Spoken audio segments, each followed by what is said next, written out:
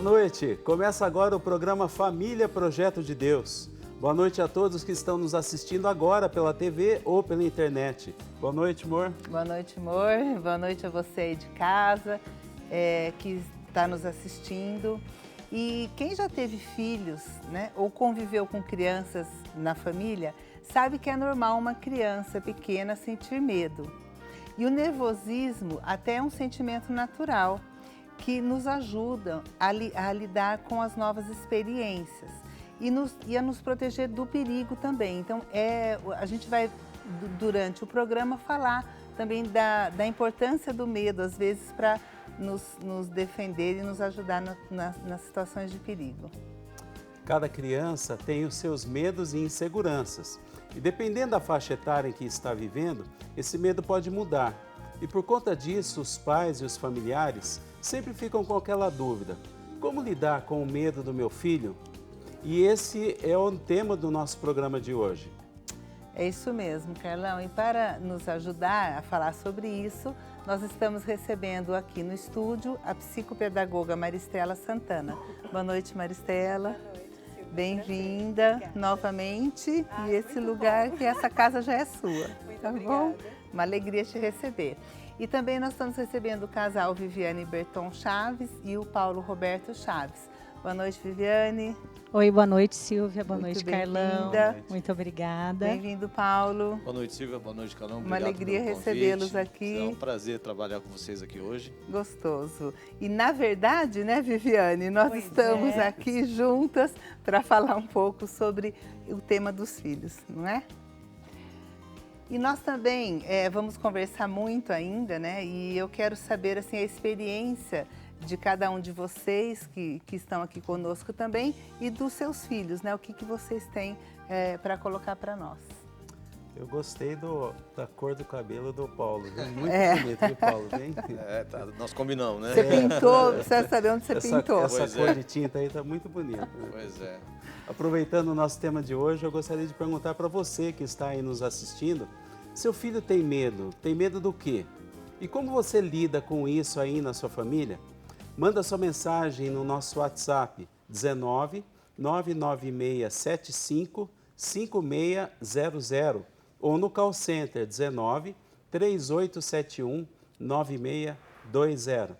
Para começar, eu gostaria de saber dos nossos convidados se todos têm filhos e quantos anos têm.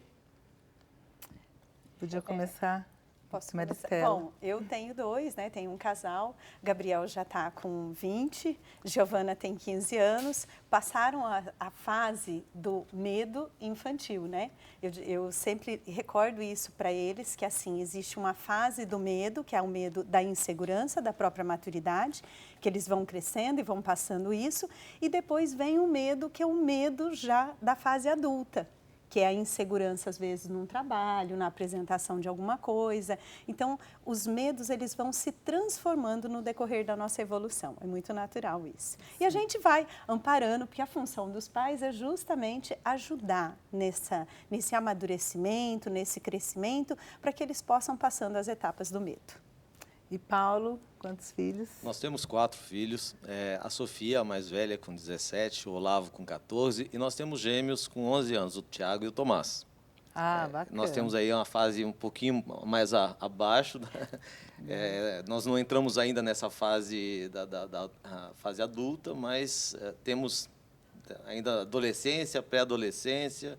Estamos experimentando aí, mas passamos com certeza nessa fase da infância, temos bastante coisa para contribuir aqui, para contar a história para vocês. Bacana. E Viviane, é isso mesmo, você percebe que eles mudaram dessa fase da infância para essa fase da pré-adolescência ou adolescência, o tipo de medo? É interessante, é bem isso que a Maristela falou, né? O medo vai mudando o tipo de medo, mas o medo ele está sempre ali. E nós temos também, né? Nós temos situações de medo hoje na vida adulta. Então, é esse papel realmente que a Maristela colocou de como conduzi-los em cada fase de medo, né? E como talvez não contribuir para que alguns medos persistam, né? Ou para criar alguns medos, de repente, também, né? Que pode acontecer dependendo da maturidade deles não serem expostos a alguma situação, mas eu acho que a gente vai tratar isso ao longo do programa. Sim. Legal. E, Maricela, você falou que os medos vão se transformando, né? Conforme a gente vai crescendo. Nós também, né? Nós já passamos por isso, né? Mas a partir de que idade a gente começa a detectar que a criança está com medo? Então, na verdade, na fase dos 6 meses, ela começa a reconhecer de uma maneira mais nítida, não que isso já não tenha acontecido, mas assim, ela se assusta com mais facilidade na alteração do próprio ambiente. Um ambiente mais barulhento, escutou um barulho de um carro passando em alta velocidade, a criança pode estar até dormindo, ela tem um sobressalto. Então, ela começa a absorver isso com uma facilidade maior. E aí ela já chora, ela já apresenta alguma coisa que fugiu da rotina dela. Às vezes a casa é um ambiente muito silencioso, ela começou a ficar na escolinha, aí ela já vê outras crianças chorando e ela chora. É inerente a esse tipo de medo. Aos 2 anos, ela vai ter um outro tipo de medo, que é o medo da insegurança. É um medo, assim, de que eu posso perder o meu pai com a minha mãe, eu estou aqui brincando, distraída, eu olho, me dou conta que eles não estão ali em volta de mim. E aí é um medo diferente, é o medo daquela situação, é o medo do se sentir sozinho.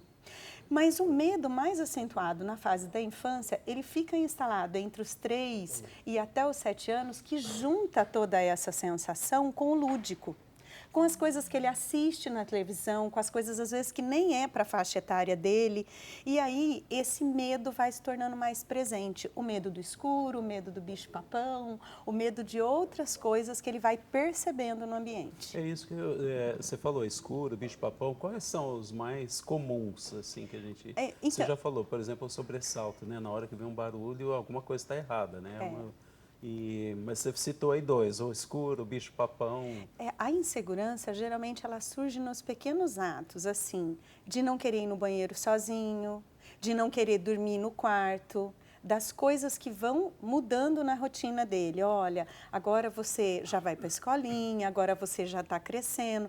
Então, aquela coisa assim, tudo dentro de um combinado, tudo dentro de um ciclo, ele vai absorvendo coisas novas, ele vai absorvendo novas informações. Então, existem medos do tipo assim, mudou para casa, a casa é nova, aquele ambiente é desconhecido para ele, aquilo já origina medo. Ah, hoje você vai ter que ficar com a sua avó. É uma outra situação, ele saiu da rotina dele. Então, são situações que essa insegurança na criança pode gerar medo. E aí podem ser medos banais, por exemplo, medo que tem um bicho debaixo da cama. Não tem nada, mas o que a gente tem que tomar muito cuidado é respeitar esse medo. Porque o medo banalizado, não tem nada debaixo da sua cama.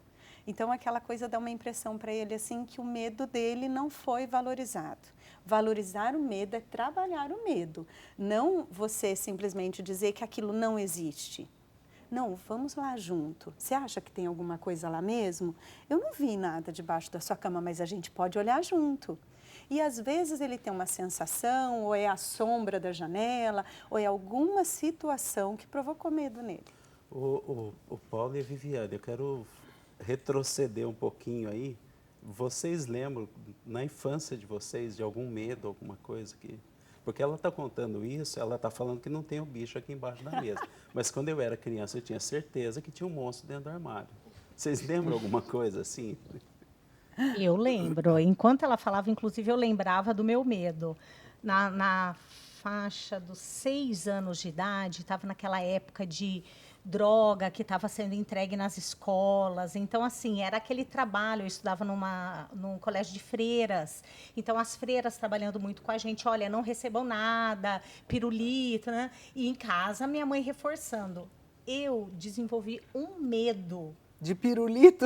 Não, um medo de ficar no escuro e de aparecer alguém. E era uma coisa assim pavorosa. Eu lembro que eu ia até o quarto dos meus pais, pedia para dormir com eles lá. Minha mãe voltava comigo para a cama e falava: filha, não tem nada. Dorme com a porta aberta. Mas era um medo, assim, era uma coisa bem irracional mesmo. Não tinha sentido. Mas eu sempre dormi sozinha. Mas foi assim, um período, acho que dos 6, 7 anos, foi até longuinho. E era sempre relacionado com essa notícia de droga na porta da escola, será que o traficante vai te abordar? Olha, que coisa engraçada, né? Porque Se 6 você anos estivesse é nova, saindo da né? escola e alguém parasse para pedir uma informação, Eu como acho que chama eu você? ia Você- ser pavoroso para Desmaiava. provavelmente. Tá, então, hoje a gente vendo isso, a gente fala, nossa, mas que medo bobo, né? Como é que é? Mas é o que você falou, né, Maristela? A gente, por isso que, a gente tendo passado por isso, a gente tem que olhar com essa empatia Olhar para com os mais nossos empatia. filhos, né? Mas às vezes existem alguns casos que a pessoa tenta ser empático e aí ele usa os dois extremos. Imagina, você tem que ter coragem. Aí ele tem mais medo ainda. E pior, ele tem mais medo e não conta, porque ele está incomodado. Ou quando não, você tenta ser tão solidário que aí você é aquela história de que está chorando, você vai lá, senta e chora junto. É importante a gente partilhar do medo que a gente tinha. Então, por exemplo, olha, eu lembro que na minha idade eu também tinha isso, de achar que sempre tinha alguma coisa atrás da porta, do armário. Então você veja que isso é uma coisa própria da sua idade, mas a gente pode trabalhar isso. O que você acha que a gente poderia fazer para você se sentir mais seguro? E se a gente deixasse a luz do abajur acesa? E se antes de dormir a gente desse uma olhadinha no quarto? Quer que eu fique com você até você pegar no sono? Então, você vai fracionando e dando esse apoio para a criança se sentir segura. Porque, de repente, essa coisa de que chorava, vai lá no quarto. Hoje a gente entende de uma outra forma.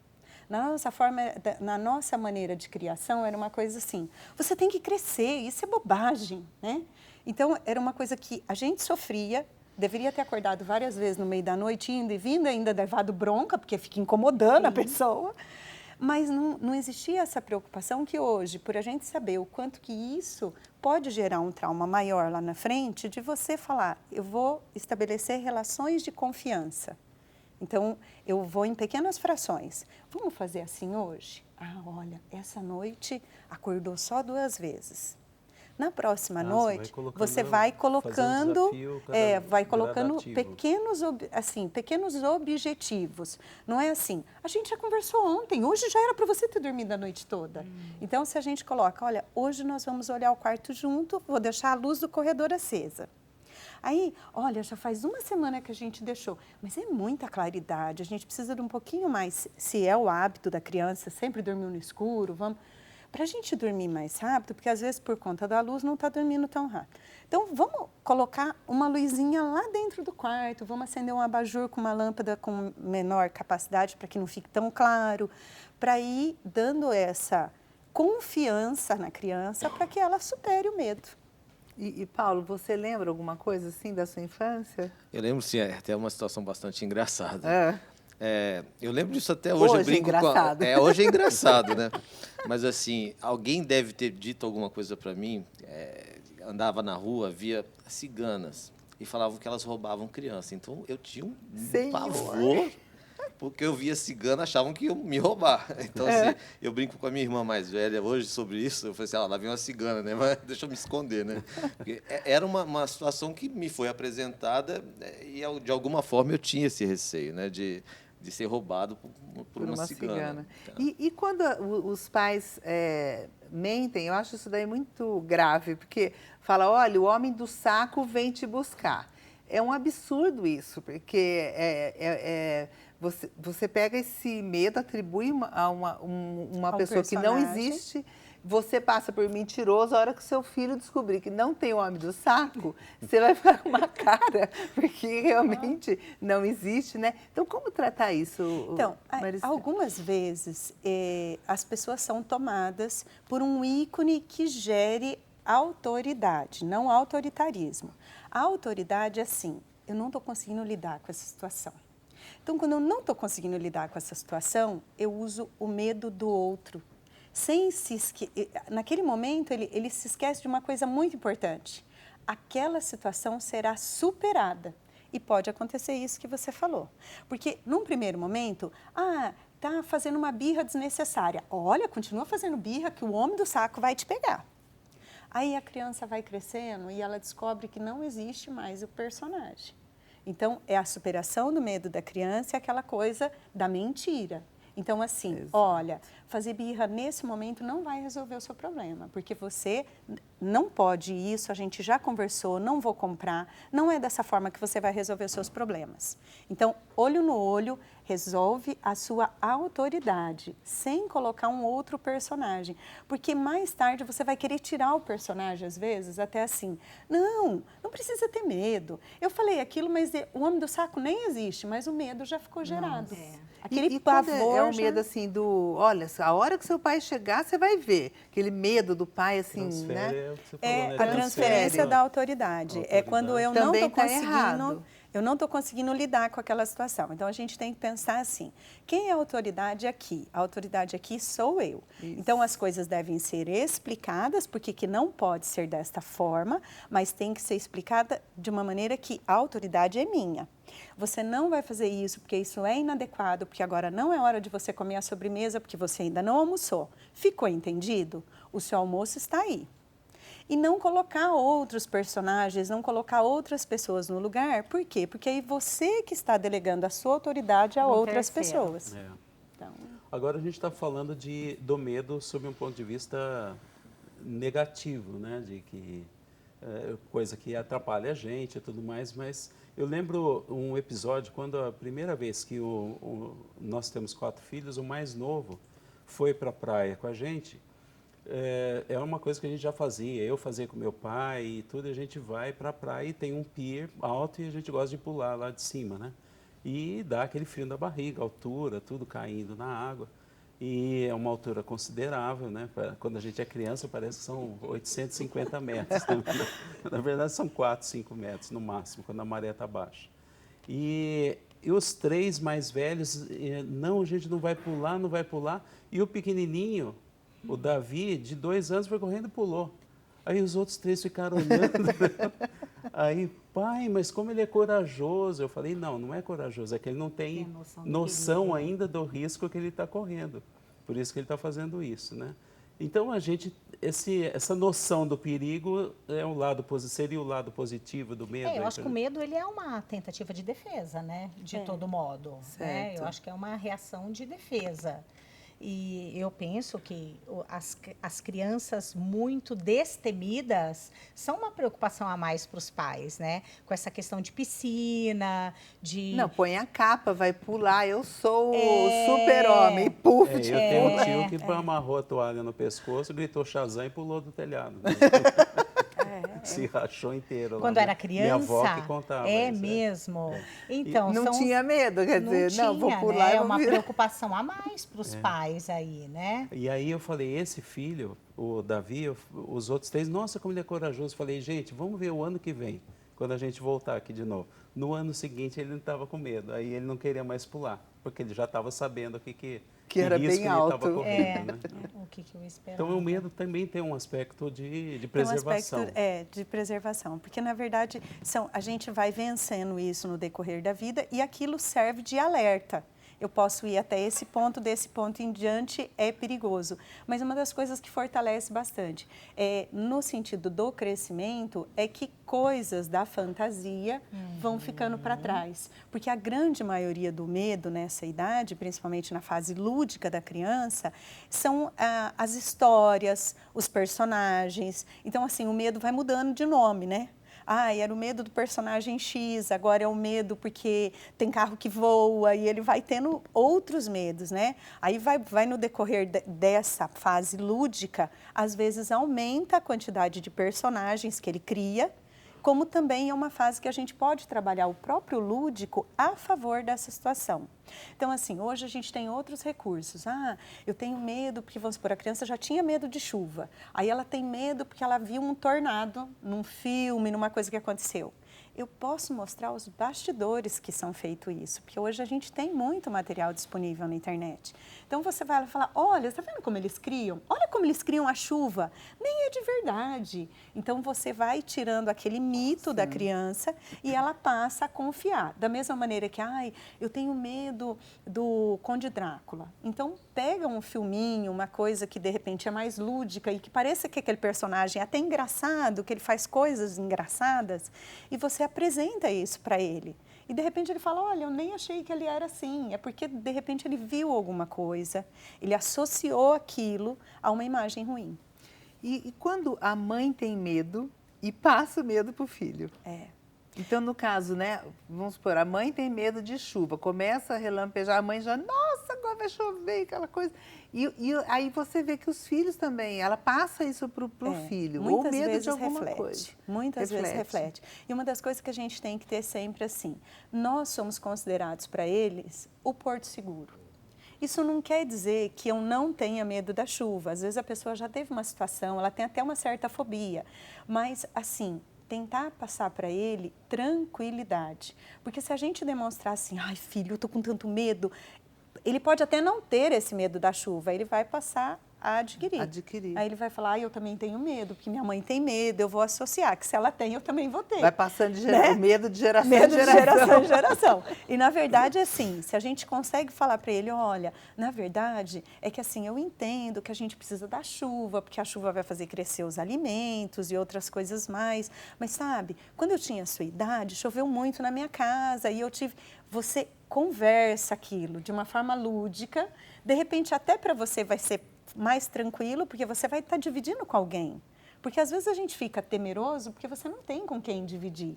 E aí você divide, mas não na situação assim, ai filho, quando você crescer você também vai ter medo da chuva. Não, pelo contrário, às vezes a gente tem medo de coisa, eu estava até contando para a Silvia, que eu ainda tenho medo de altura. E aí, nesse final de ano, a gente foi num lugar, aí eu falei para minha filha, todo mundo descendo tobogã, eu falei, nossa, as pessoas descem com a mão lá em cima e eu tenho medo. Aí ela falou, mamãe, se você tem medo, vai com medo mesmo. Aí eu falei, nossa, como ela é corajosa. Você foi, né? E aí, pensa, né? Aí eu falo assim, é gostoso a gente ver... Você que foi? Eu fui. Ela foi segurando assim, ó, com a mão e com a perna. Paredes, morrendo de medo. E aí a gente se dá conta, assim, que bom que eu passei essa tranquilidade para ela. Porque, não de repente, transferiu o meu medo, né? Ela tem essa coragem, eu não tenho. Então eu vou meio que no empurrão. Nossa, agora ficou feio, agora eu vou. Mas não que seja seguro. Que bom. A gente tem que dar uma paradinha. Aproveita e manda a sua mensagem para cá hoje. A gente está conversando sobre como lidar com o medo dos filhos. Os seus filhos têm medo aí na sua casa? Ou você tem algum medo e você não está sabendo lidar com isso? Manda a sua mensagem para cá, 3871-9620, o DDD é 19 no nosso call center, ou pelo WhatsApp, 19-99675-5600. O intervalo é rapidinho, daqui a pouco a gente volta. Até já.